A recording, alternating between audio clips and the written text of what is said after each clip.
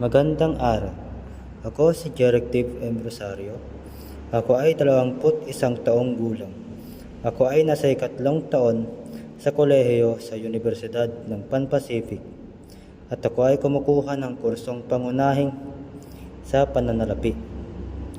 Ako ay kasalukuyang nakatira sa San Pedro West Rosales, Pangasinan. At ito ang aking sagot at pagsasakatuparan sa thesis na ang ako ay biyayang tinatanggap ko, sabay sa isinasakatuparan.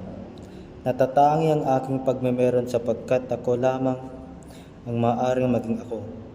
Dito ko matatagpuan ang sarili, ang aking bukasyon, ang aking kaligayahan. Hindi magiging ako kapag wala akong inaako. Bagkus hindi makukuha sa panggagaya ang aking katuparan. Hindi ito maaaring itakda ng iba. Nakabatay ito sa malalim na pakikipag-ugnay sa aking sarili, sa aking karanasan, at sa aking mga ugnayan. Kaagibat ang aking walang hanggang paghahanay at pagpili sa kung ano ang mahalaga para sa akin at sa mga mahalaga sa akin. Hindi ito isang tuwid na landas, ngunit gabay sa pamumuhay. Lahat ng tao ay may kanya-kanyang natatanging pagkatao. Lahat tayo ay may pagkakaiba. May sarili tayong pag-uugali, gusto, libangan at antas ng buhay. Ako ay meron lamang simple at masayang buhay. Ako ay anak ng dalawang sobrang bait at may malaking puso ng tao.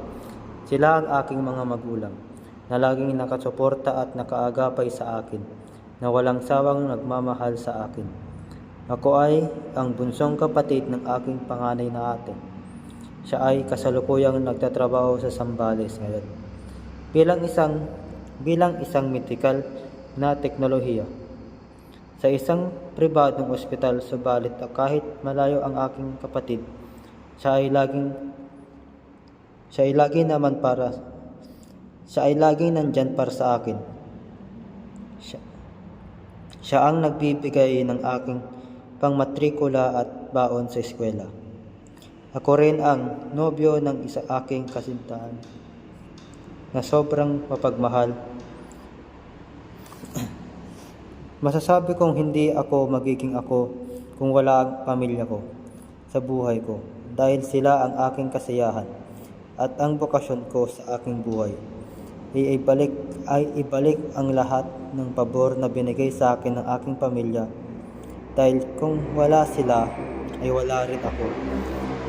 Ito ang pinakaiba ko sa ibang tao na hindi magagaya at hindi makukuha ng iba sa akin, ay ang aking mahal na pamilya.